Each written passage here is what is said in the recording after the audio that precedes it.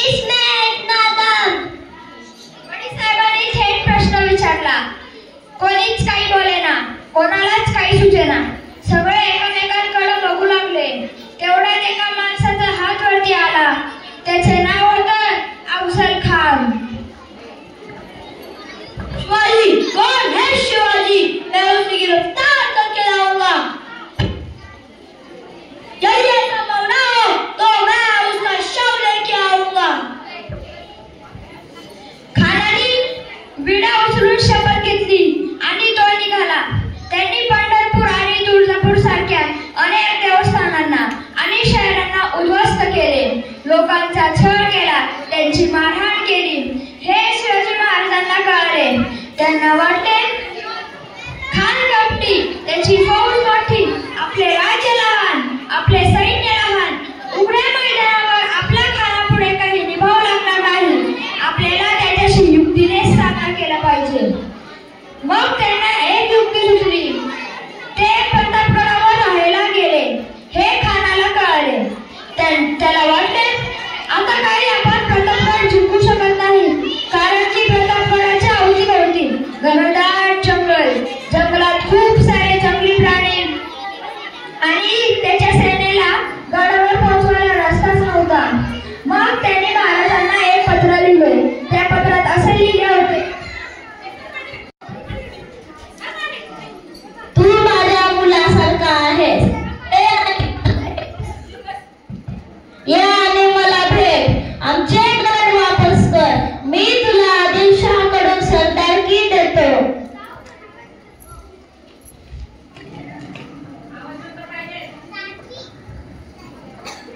मुद्रा राजे, तुम्हाला खानाने पत्र पाठवले आहे.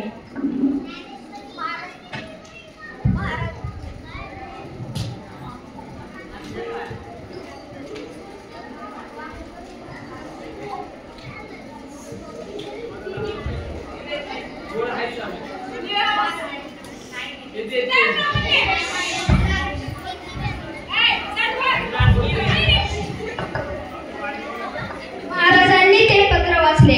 त्यांना वाटले हा खानाचा आपल्याला मारण्याचा डाव असू शकतो.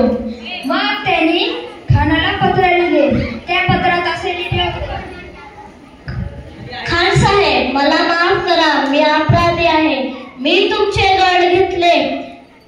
मला तिथे येण्याची भीती वाटते. तुम्ही स्वतःच येऊन मला प्रतापगडाच्या पायथ्याशी भेटावे.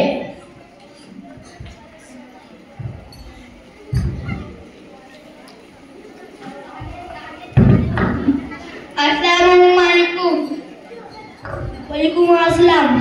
शिवाजी महाराजांनी पत्र लिहायचे आहे.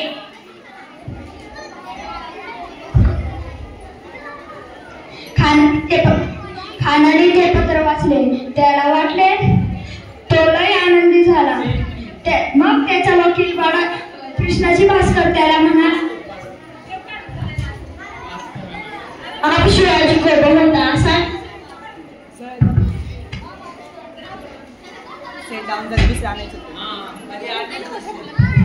अब आप शिवाजी को बहुत आसान मार सकते हो. मैं आदिलशाह और बड़ी साहब को बता दूंगा कि शिवाजी को पकड़कर मारना कितना आसान है.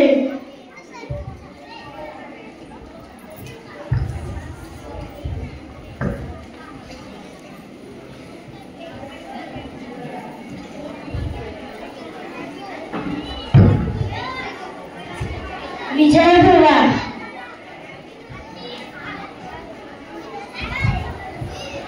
भेटीच्या दिवशी महाराज जिजाऊंचा आशीर्वाद घेऊन निघाले.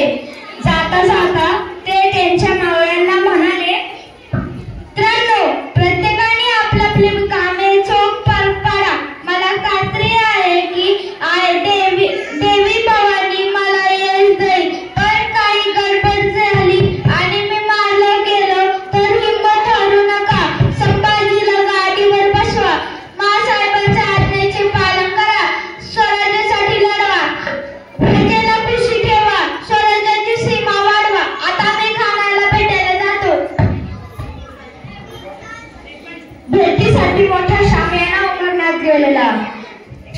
अफजल खान